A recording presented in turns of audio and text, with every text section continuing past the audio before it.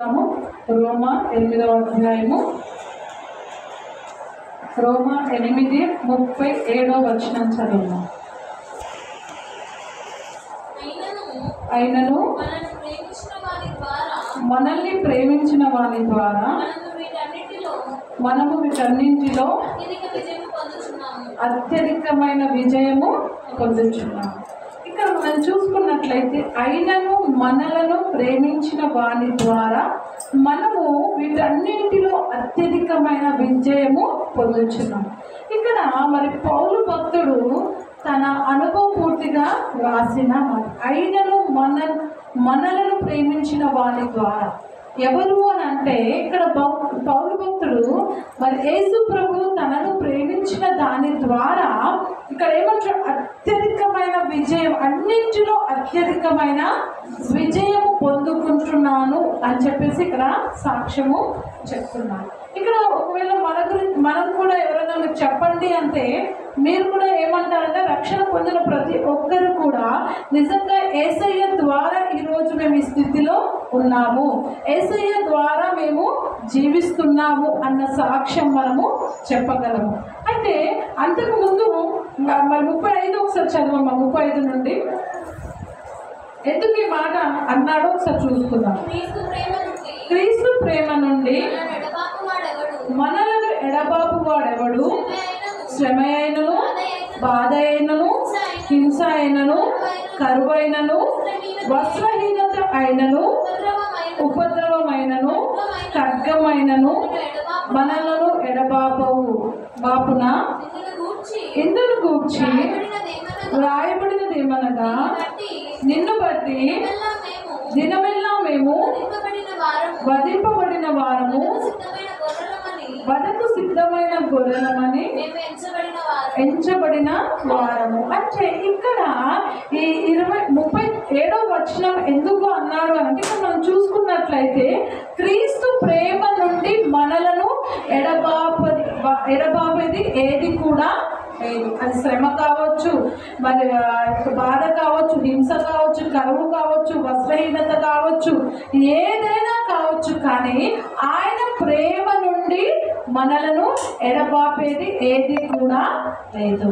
ఇక్కడ మనం చూసుకున్నట్లయితే మరి ఆయన ప్రేమను ఎప్పుడైతే నువ్వు రుచి చూస్తావో, ఎప్పుడైతే నువ్వు ఆయన ప్రేమను ఎరిగిన వాడవుగా నువ్వు ఉంటావో, ఏ శ్రమ వచ్చినా యేసయ్యను మాత్రము వదిలిపెట్టవు, యేసయ్యను విడిచిపెట్టవు. పౌలుకు కూడా అనేకమైన శ్రమలు వచ్చాయి.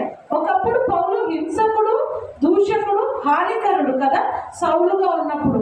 అటువంటి సౌలు పౌలుగా మారిన తర్వాత ఎన్ని శ్రమలు, ఎన్ని శోధనలు తనకు వచ్చినా కానీ దేవుని ప్రేమ నుండి నన్ను ఎవ్వరు కూడా ఎడబాపురు దేవుని ప్రేమ నుండి అని తను సాక్ష్యము చెప్తున్నాడు. అటువంటి సాక్ష్యం నిజంగా ఈ జీవిత కాలంలో, ఈ జీవిత యాత్రలో మనం కూడా కలిగిన వారంగా ఉండాలి, చెప్పాలి. ఎందుకంటే నిజంగా మనకు కూడా ఎన్నో శ్రమలు, ఎన్నో శోధనలు, ఎన్నో ఇరుకులు, ఇబ్బందులు ఏవి వచ్చినా కానీ దేవుని ప్రేమ నుండి మనల్ని మరి ఏది కూడా ఎడబాయదు కదా. అట్లా మరి చూసుకున్నట్లయితే ఒకసారిగా మనము మరి నిజంగా దేవుని నిజముగా ప్రేమించే వారికి ఈ వాగ్దానాలన్నీ ఉన్నాయి. నిజంగా మరి బైబిల్లో ఎన్నో వాగ్దానాలు ఉన్నాయి. దేవుని నిజంగా ఎవరైతే ప్రేమిస్తున్నారో వారందరి కొరకు ఎన్నో వాగ్దానాలు వ్రాయబడి ఉన్నాయి కదా. నిజంగా దేవుని ప్రేమించే వారిని మరి ఆ వాగ్దానాలు ఏం చేస్తే విడిపిస్తాయి, గొప్ప చేస్తాయి, వారి ప్రార్థనలకు జవాబిస్తుంది, సంరక్షిస్తుంది, మరి ఆ ప్రేమ గౌరవిస్తుంది, సంతృప్తిని కలిగిస్తుంది. నిజంగా దేవుని యందు మరి ప్రేమ కలిగి ఉంటే ఇవన్నీ కూడా మనము కలిగి ఉంటాము. ఒకసారి కీర్తనలు 91వ కీర్తన 14వ వచనాన్ని మనం చూసుకున్నట్లయితే ఇది మనకు కంటతగా ఉంటుంది కదా. చెప్పండి, చెప్పండి. అతడు నేను అతన్ని తప్పించేదను, అతడు నామము ఎరిగిన వాడు కనుక నేను అతన్ని గణపరచెదను. ఇంకా మనం చూసుకున్నట్లయితే అతడు నన్ను ప్రేమించుచున్నాడు గనక నేను అతన్ని తప్పిస్తాను కదా. అందుకే మరి పౌలు కూడా యేసయ్యను ఎంతగానో ప్రేమించాడు కాబట్టి తప్పింపబడ్డాడు అనేక సార్లు కదా. మరి నిజంగా అతడు నా నామమును ఎరిగిన వాడు గనక నేను అతన్ని ఘనపరచను. ఇక్కడ దేవుడు సాక్ష్యాన్ని మరి మాటలు చెప్తున్నాడు. ఏమంటే అతడు నా నామమును ఎరిగిన వాడు గనక నేను అతన్ని ఘనపరచను. ఎప్పుడైతే నువ్వు దేవుని నామం ఎరిగిన వాడుగా ఉంటావో, ఎప్పుడైతే నువ్వు దేవుని ప్రేమిస్తావో, మరి నీ ప్రతి సమస్య నుండి దేవుడు విడిపిస్తాడు, నిన్ను గొప్ప చేస్తాడు. అదేవిధంగా మరి నిర్గమకాండము 20వ అధ్యాయము 12వ వచనాన్ని ఒకసారి చూసుకున్నట్లయితే 12:20 నీ దేవుడైన యెహోవా నీకు అనుగ్రహించు దేశంలో నీవు దీర్ఘాయుష్మంతుడగునట్లు నీ తల్లిని నీ తండ్రిని సన్మానింపు. మరి నిజంగా దేవుని ప్రేమించే నీవు నీ తల్లిదండ్రులను కూడా సన్మానించాలి. నీవు భూమి మీద దీర్ఘాయుష్మంతుడుగా, నువ్వు సుఖముగా నెమ్మదిగా నువ్వు బ్రతకాలి అని అంటే నీ తల్లిదండ్రులను సన్మానించాలి అని ఇక్కడ వాక్యంలో ఉంది. ఒకసారి అదే మరి ద్వితీయోపదేశ కాండము 5:33 ఒకసారి చూసుకున్నట్లయితే 5:33 కాబట్టి మీరు కుడికే గాని ఎడమకే గాని తిరగక మీ దేవుడైన యెహోవా ఆజ్ఞాపించినట్లు చేయుటకు జాగ్రత్త పడవలేదు. ఇక్కడ మనం చూసుకున్నట్లయితే మరి కుడికి కానీ ఎడమకు కానీ తిరగకుండా దేవుని ప్రేమించే నీవు ఎలా ఉండాలంట? కుడికి కానీ ఎడమకు కానీ తిరగకుండా జాగ్రత్తగా ఆయన ఆజ్ఞలను మరి జాగ్రత్తగా గైకొనే దానిగా ఉండాలని ఇదే కాలము దేవుడు వాక్యం ద్వారా మనతో మాట్లాడుతున్నాడు.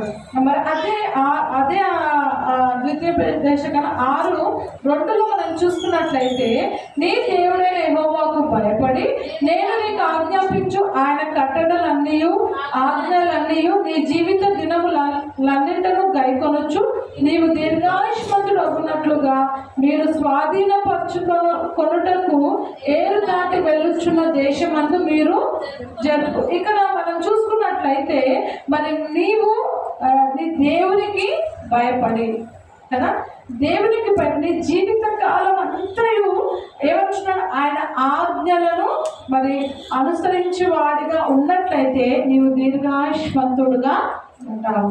నిజంగా దేవుణ్ణి నిజముగా ప్రేమించు వారికి మేలు కలుగుటకు సమస్తమును సమకూడి జరుగుతున్నాయి.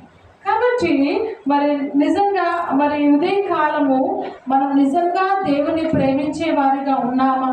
ఒకవేళ ఆ విధంగా లేనట్లయితే మరి పౌలు చెప్పినట్టుగా మరి మనము దేవుని ప్రేమించే వారిగా, దేవుని ఘనపరిచే వారిగా మనము ముందుగా అయినను మనలను ప్రేమించు వారి ద్వారా మనము వీటన్నింటిలో అత్యధికమైన విజయము పొందుచున్నాము. నిజంగా ఒక్కొక్కరి మరి సమయం ఇస్తే సాక్ష్యం చెప్తారు ఎన్ని విజయాలు యేసు ప్రభు ద్వారా మనము పొందుకున్నాము. మరి దేవుడి మాటలు మన వినికిడిలో దీవించి ఆశీర్వదించుగాక. అందరం కూడా